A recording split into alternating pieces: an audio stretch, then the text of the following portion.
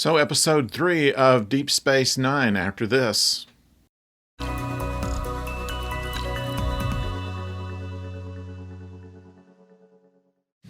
Hello out there, I'm the oldest nerd, and in episode 3 called Past Prologue, this is an opportunity to get us to know a little more about the characters. The plot involves Kira meeting up with another freedom fighter, as she was at one time, but someone who probably is still more in the game than she is, making her feel guilty about that.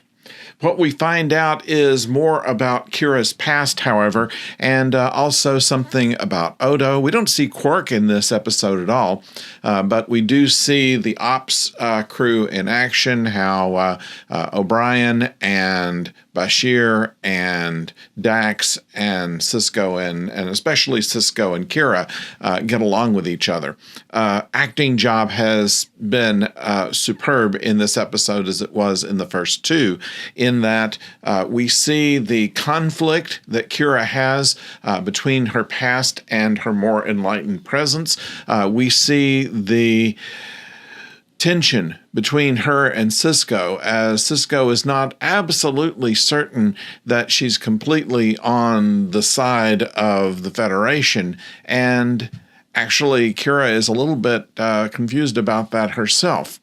Odo comes in as we see him in one of his ways of transforming himself into other things in order to better get in on what's going on in the underworld part of the station. We have the reintroduction of the Klingon Duras sisters, who are up to no good. And so with all of this mixed together, we find out a great deal more about the relationships as they are between the main characters. Also between Garak, who we get a better look at this time, and Bashir. Now, it's rumor all over the station that Garak, being the only Cardassian left on the station, is, of course, a spy. And Garak acts very much like a spy, but insists that all he's there is to sell clothes. And yet, when something happens, we find where Garak lies as to whether he is on the Cardassian side or on the Federation side.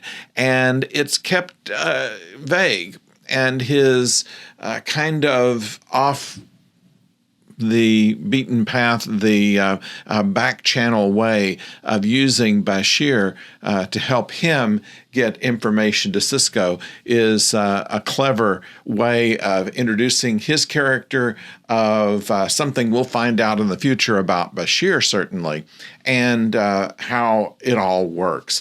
And as you can see, this ensemble cast is necessary for all of them to be able to invest an element into this in order to make it work. Avery Brooks, of course, superb in his acting. Nana Visitor, which I did not mention in the last video, does show this whole conundrum that she's under in very sharp relief.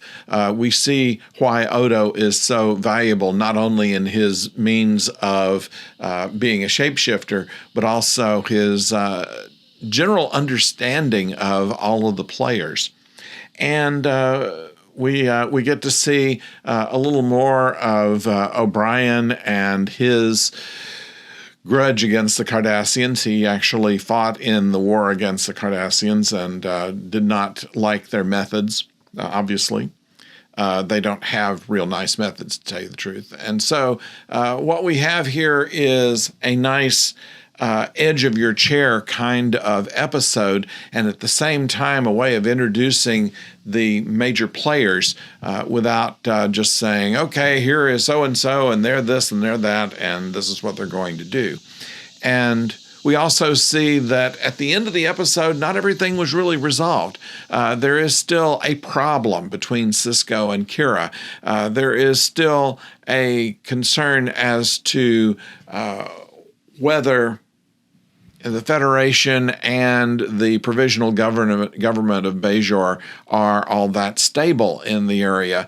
And the wormhole throws all kinds of new angles into this, in which we have people that are not only wanting to fight past wars, but also to take advantage of new opportunities. So that's episode 3, Past Prologue in Deep Space Nine. I'd like to know what you think about it. If you have not subscribed, please do so right now, and then put something below in the messages and let us know what you think about this episode. Oh, and to remind you, of course, that coming up this week will be the Season 2 of Strange New Worlds, and we'll be reviewing that as well. So until next time, don't go far.